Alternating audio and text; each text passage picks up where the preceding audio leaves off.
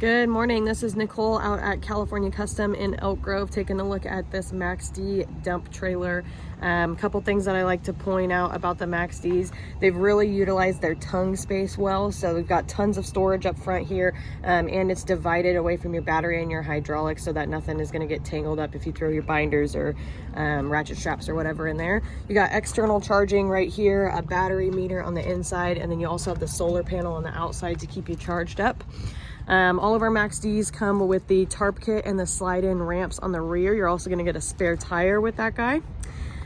This one has the flared edge to it, so you can get a little bit more material inside of this trailer, even though the walls are a little bit shorter.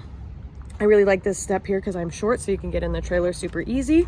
These are 7,000-pound axles. The trailer has been derated to 9,990, so you will not need a driver's license or a trucker's driver's license in order to haul this. We've got the spreader gate down here and stabilizer jacks on the rear. Barn doors in the back, and then on the inside, you've got D-rings in all four corners in case you're doing any hauling, you're ready to strap down.